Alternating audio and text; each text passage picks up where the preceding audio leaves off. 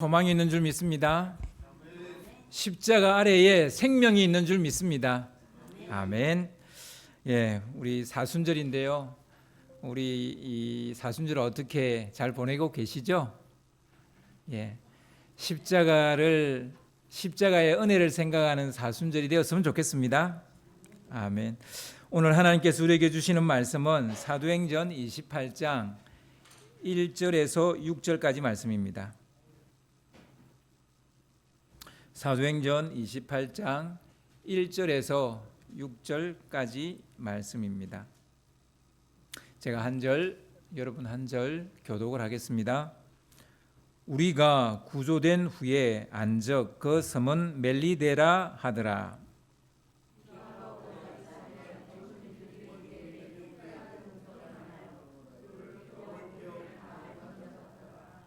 바울이 나무 한 묶음을 거두어 불에 넣으니 뜨거움으로 말미암아 독사가 나와 그 손을 물고 있는지라.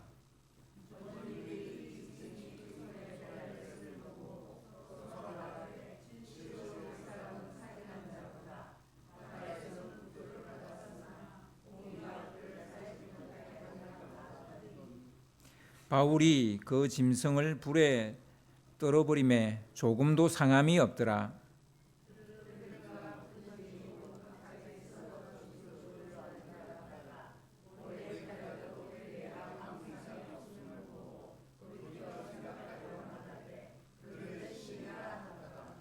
아멘.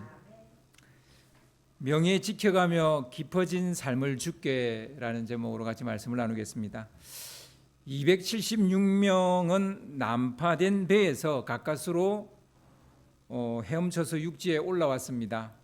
극적인 구조였죠. 조난당한 지 15일 만에 구조된 것도 기적이지만 진정한 기적은 한 명도 죽지 않고 다 살았다는 겁니다. 기적 중에 기적이었죠. 구조된 후에야 그들은 이 육지가 멜리데라는 섬이라는 걸 알게 됐습니다. 멜리데를 지금은 몰타라 그래요. 유명한 그 휴양지로 지금은 알려져 있습니다. 몰타는 이탈리아 반도의 끝부분에 시칠리아라는 섬이 있는데 그 섬 아랫부분과 아프리카 티니지 사이에 있는 그런 작은 섬입니다. 그 당시에 지도에도 나오지 않는 별 볼 일 없는 보잘것없는 그런 섬이에요. 그 누구도 알지 못하는 그런 섬입니다.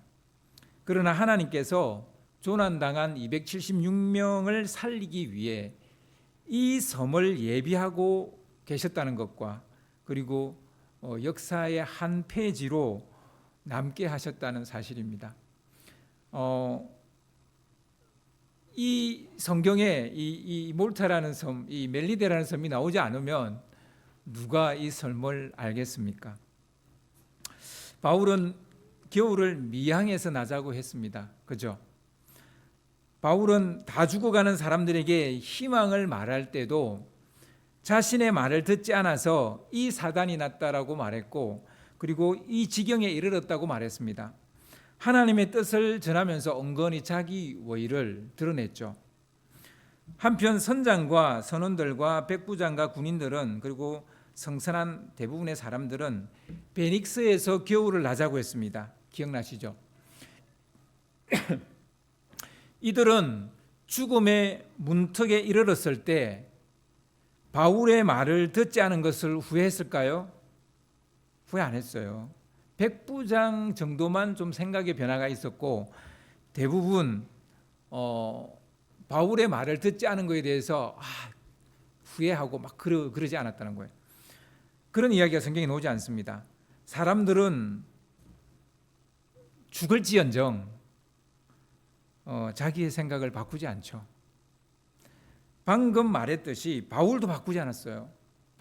바울도 희망을 이야기하기 전에 내 말 안 들어서 이렇게 된 거 아니냐라고 자기 의를, 자기 주장을 또다시 이야기하죠. 나머지 사람들도 바꾸지 않았습니다. 베닉스로 가자고 했던 자기들의 주장, 그걸 바꾸지 않았어요. 어쩌면 인간의 역사는 항상 이랬는지도 모릅니다. 지금도 계엄령이냐 계엄몽이냐를 놓고 싸우고 있습니다. 서로 한 발자국도 물러설 마음이 없어 보입니다. 여기에서 우리가 놓치고 있는 것이 있습니다. 역사를 주관하시는 하나님의 계획은 미항도 아니고 베닉스도 아니었다는 사실이에요. 하나님은 처음부터 몰타를 염두에 두고 있었다는 겁니다. 멜리데를 염두에 두고 있었다는 겁니다. 그 누구도 알지 못하는 섬, 그러니 그 누구도 예상하지 못한 곳이죠. 하나님은 다 계획이 있었습니다. 우리는 우리 생각만 하죠. 지금 이 순간도 마찬가지입니다. 하나님의 계획을 묻지 않습니다. 도통 하나님의 섭리하심에 귀를 기울이지 않습니다. 끝까지 자기 생각을 우기기만 하죠. 기도를 해도 자기 뜻을 관철하려고만 하죠. 하나님의 뜻이 어디 있는지를 묻지 않죠. 우리가 하는 가장 큰 오해 중에 하나는 기도를 관철하는 거라고 생각하는 거예요. 그런데 기도는 듣는 겁니다. 기도는 1차적으로 듣는 거예요. 하나님의 뜻을 듣는 거라고요.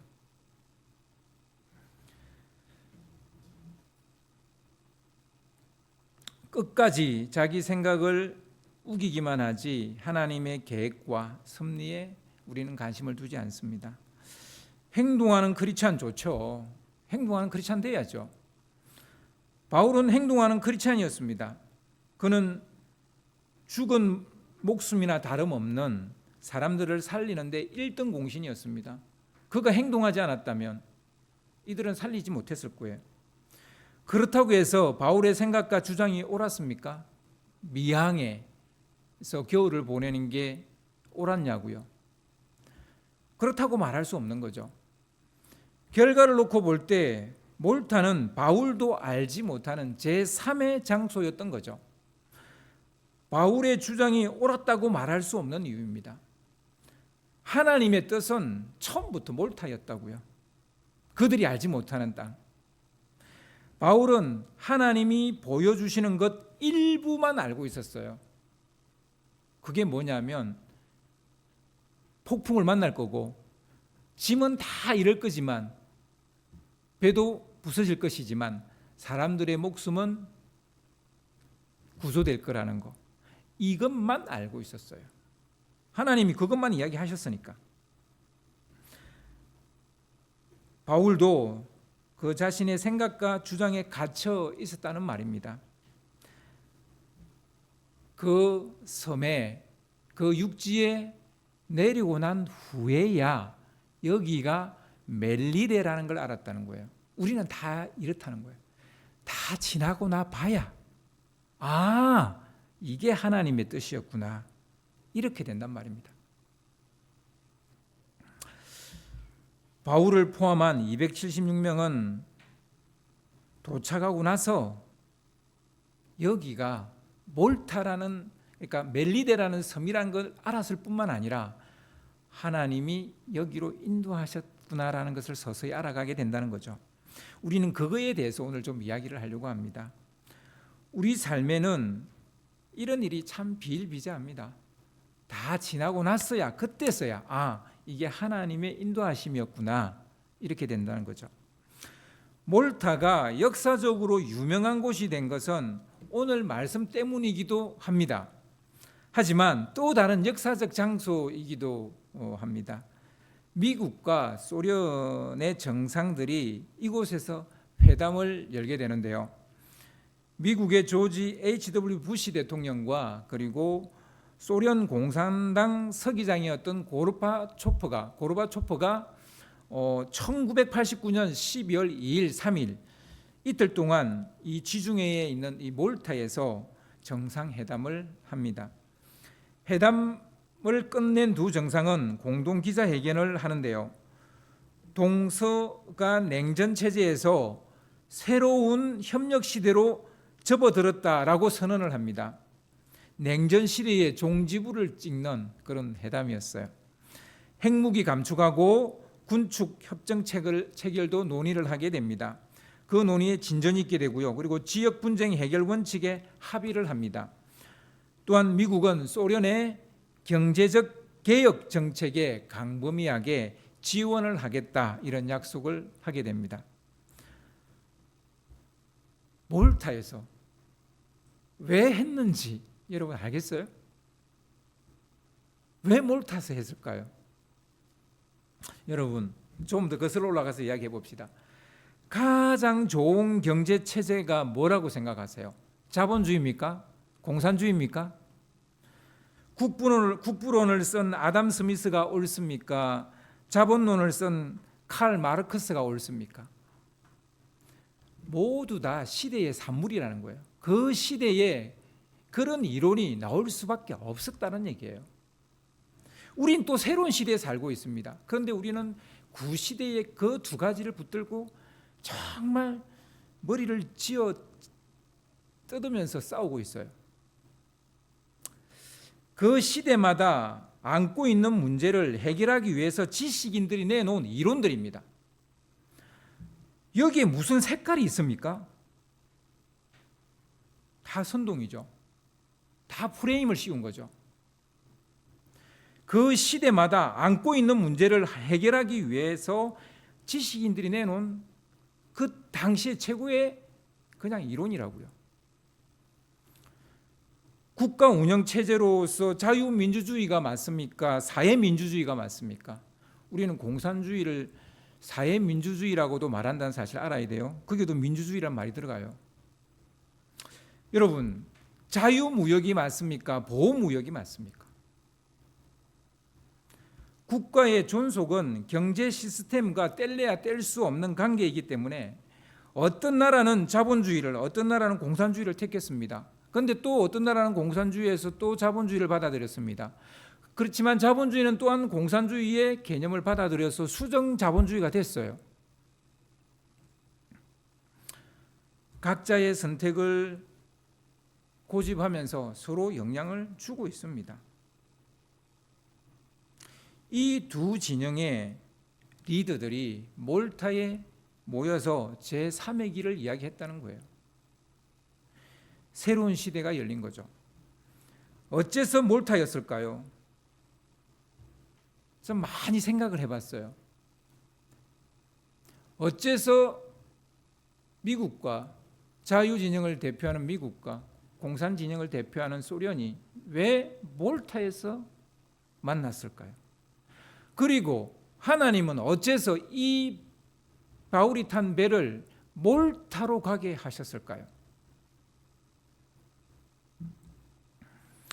몰타는 어느 쪽도 아닌 새로운 길입니다. 하나님의 계획이기 때문에 이거는 사람들의 머리에서 놓을 수 있는 그런 곳이 아니라는 거예요. 제가 말하는 것은 양비론이 아니에요. 진보도 일리가 있고 보수도 일리가 있다 이런 말을 하는 게 아니에요. 양쪽 다 들어보니 일리가 있다 이런 얘기를 하는 게 아니에요. 적당히 하고 서로 의견 조율을 해라 뭐 그런 얘기를 제가 하는 것도 아니에요. 하나님의 계획과 섭리를 물어야 한다는 말을 한다는 얘기입니다. 폭풍도 하나님의 계획과 섭리 속에 있었다는 말이에요. 지금 세계는 자유무역에서 보호무역 쪽으로 기울고 있습니다. FTA 체결했는데 아무 이제 무용지물이 될 가능성이 높습니다. 지금 우리나라는 수출로 먹고 사는 나라인데요. 우리 수출하는 이런 나라 입장에서는 최악의 상황입니다.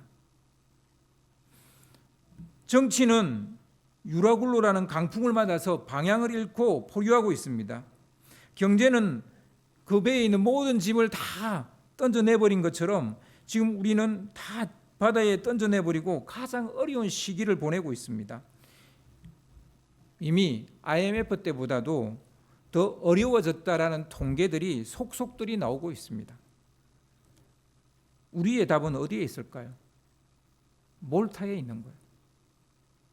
하나님의 계획과 섭리를 속히 깨닫고 그 앞에 겸비하는 것, 그곳이 어디냐? 몰타라는 것입니다. 몰타가 어떤 곳이냐?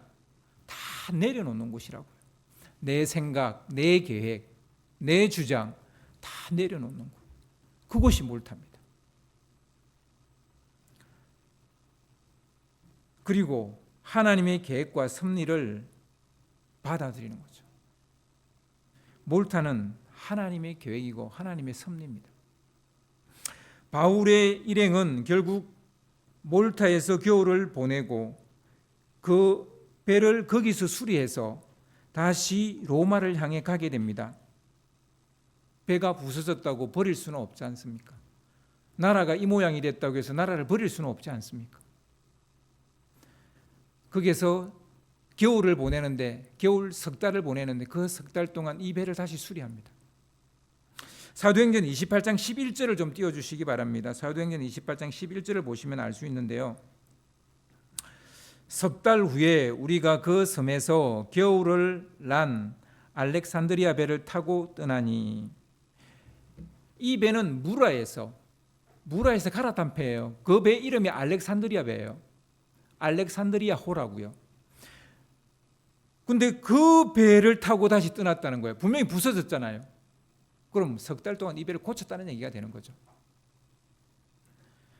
이제 우리 각자의 주장만 관철시키려고 하지 말고 하나님의 계획과 섭리가 우리나라 가운데 이루어지도록 기도를 해야 된다는 겁니다. 지금은 행동할 때가 아니고요. 하나님 앞에 엎드려야 될 때라니까요. 무트로 올라온 276명은 천상 물에 빠진 생쥐꼴이었어요. 게다가 설상가상으로 청성맞게 차가운 비까지 내리고 있었습니다.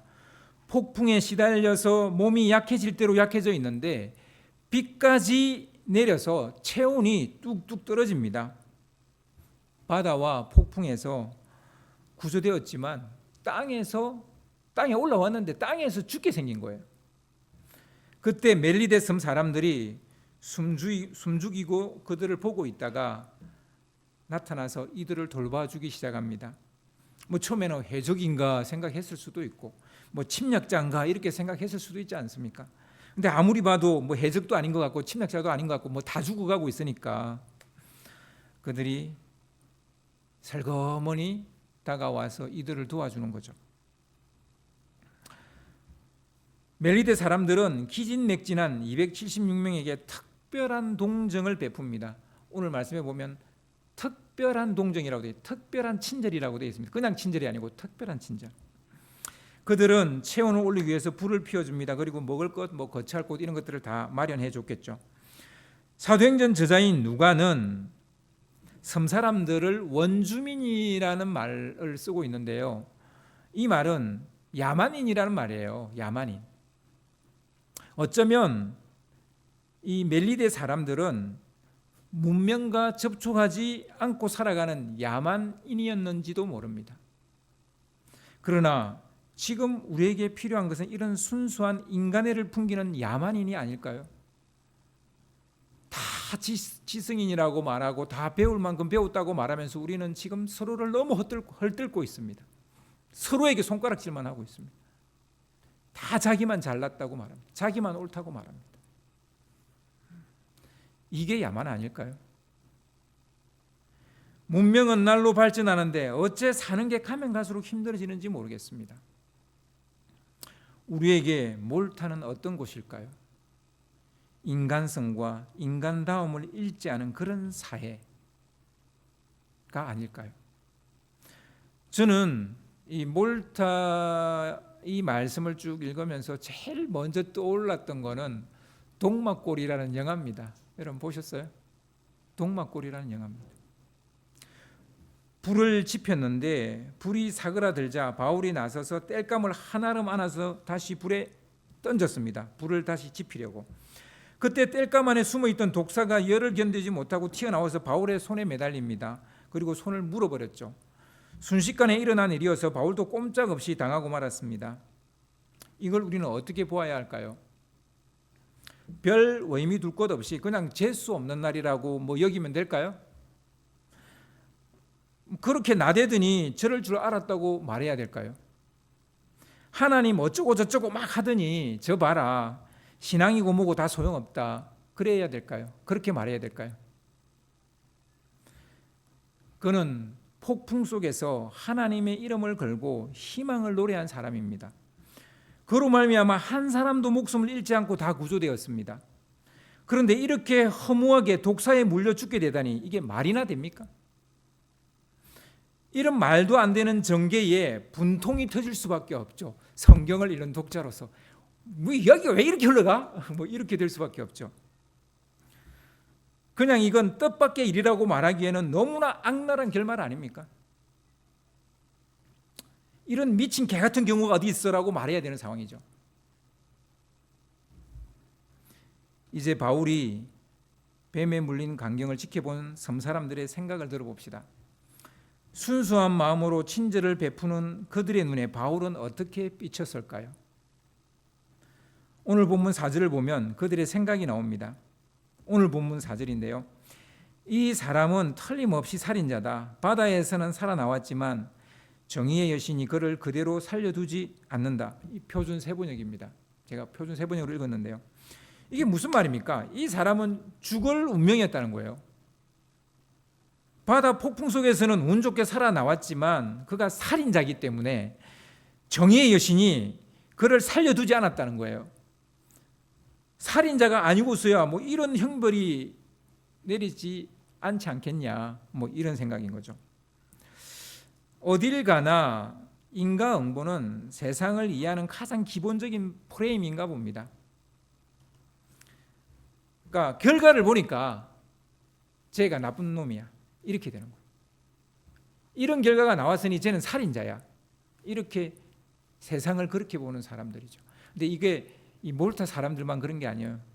인과응보는 대부분의 세계인들이 가지고 있는 세상을 보는 프레임입니다.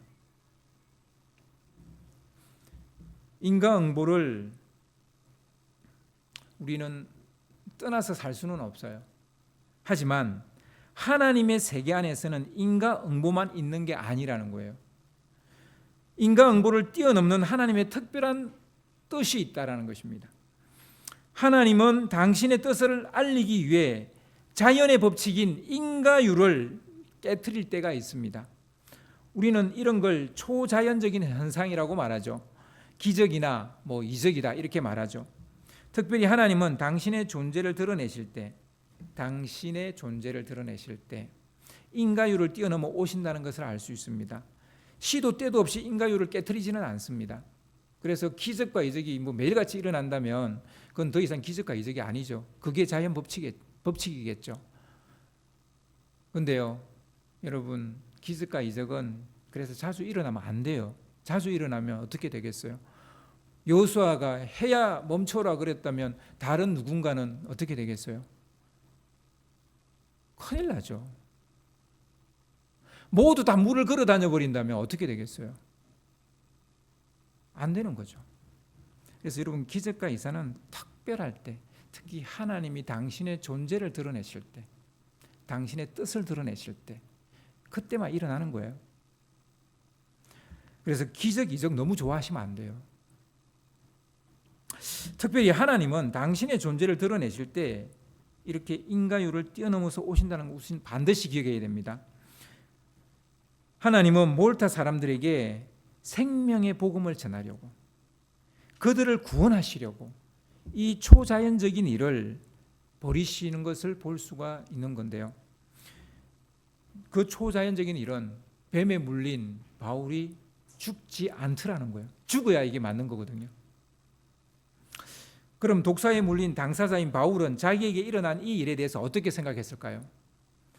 바울의 반응은 좀 놀랍죠. 너무나 마음이 평온해요.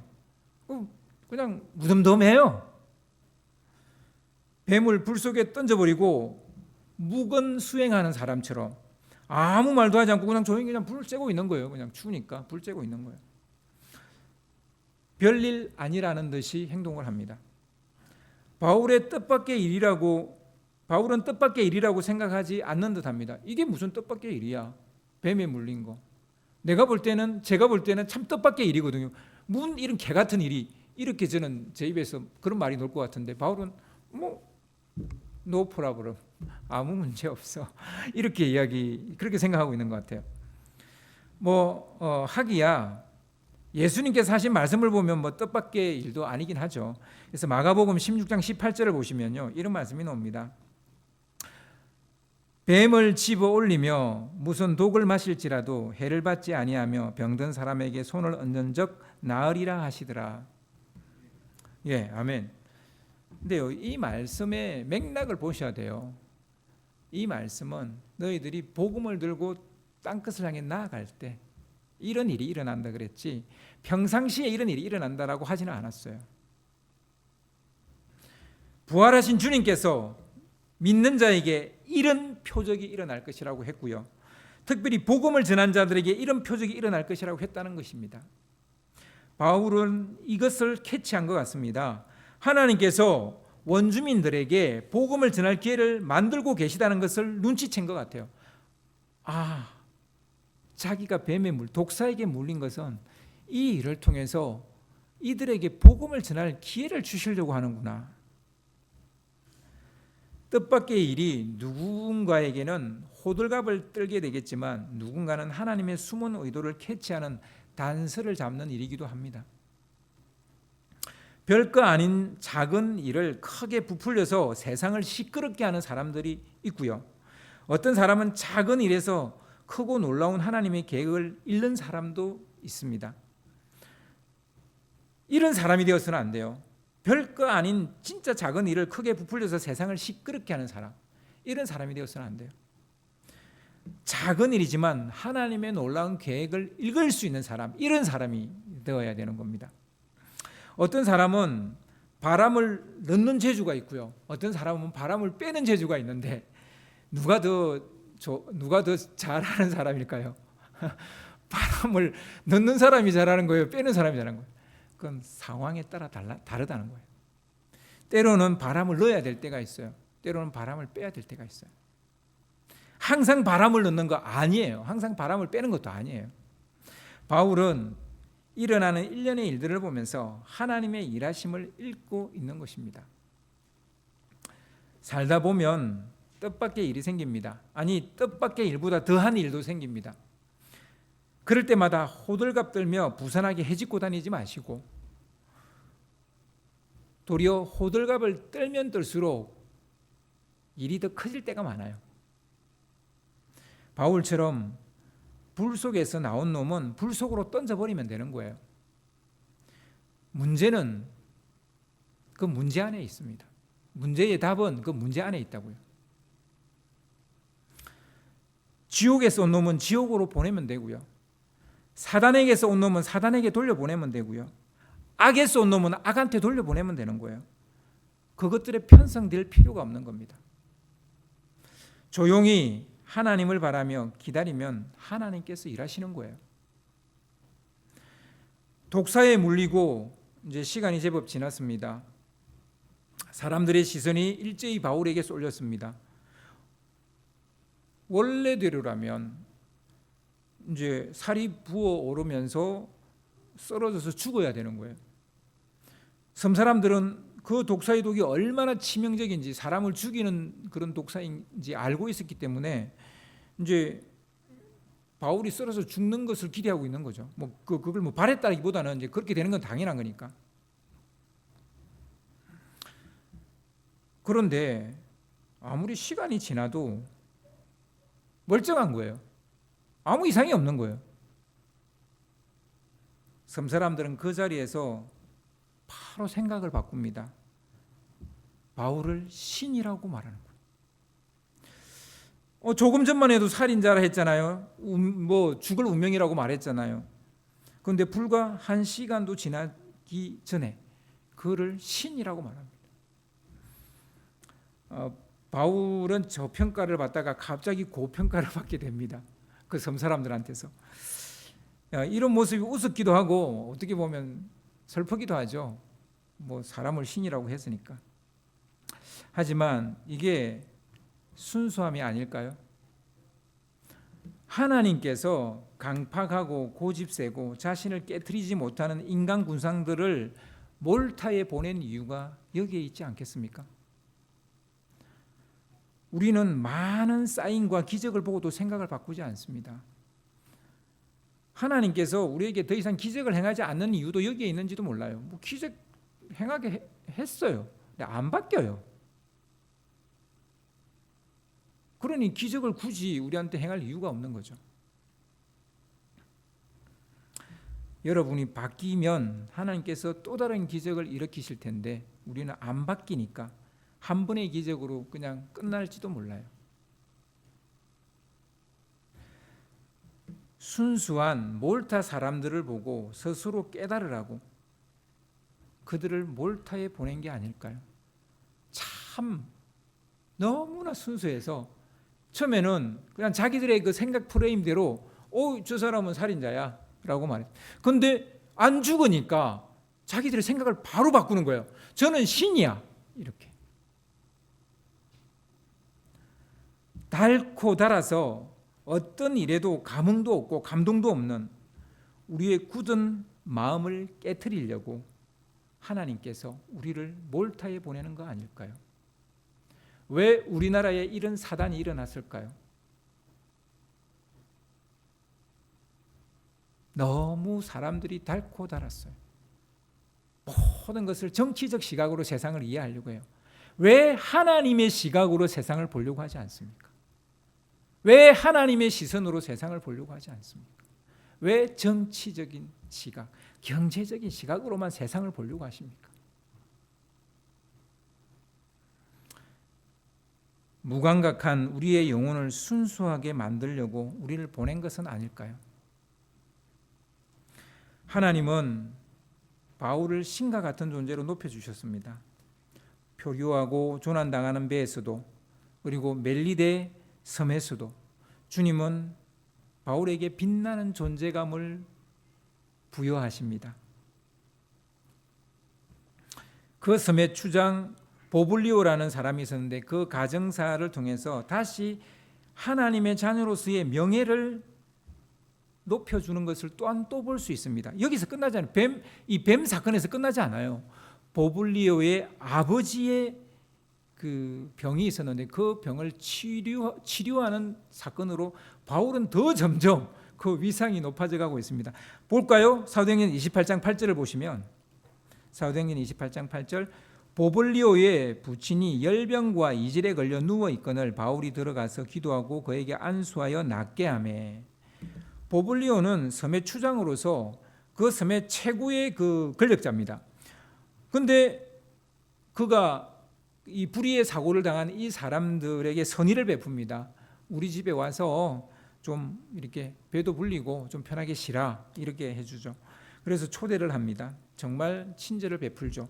그러니까 그 리더십이 그러하니 그 백성도 그런 것 같아요, 그죠? 그 백성은 그 리더십을 닮아가는 것 같습니다. 며칠 보블리오 집에 머물다 보니까 바울이 그 가정사를 알게 된 거예요. 그 추장의 아버지가 열병과 이질에 걸려서 병성에 누워 있다는 사실을 알게 됩니다. 바울이 보블리오에게 허락을 구하고 내가 이 아버지를 당신의 아버지를 위해서 기도해도 되겠냐 허락해 주니까 들어가서 기도를 했는데 병이 나아버린 거예요. 손을 얹었더니 낫게 된 거예요. 이런 일이 일어나자 그 섬에서 병을 앓고 있던 다른 사람들도 다 데리고 온 거예요. 그래서 그들도 다 기도해 주니까 다 난 거예요. 하나님의 자녀로 그 명예를 지켜가게 하시는 것을 볼 수 있습니다. 까딱 잘못하면 하나님의 자녀로서의 그 명예를 잃어버릴 뻔당했어요. 뱀에 물려서 딱 죽어버리면 하나님이 뭐고 그거 다 없는, 그거 다 거짓말이구나, 다 그 없는 거구나 이러고 그냥 진짜 바울 쫄딱 망할 뻔했어요. 왜 하나님께서 바울의 명예를 높이셨을까요? 무엇 때문에 그렇게 하셨을까요? 바울이 대단한 사람이라서요? 아닙니다. 그가 하나님의 복음을 전할 사람이라서요.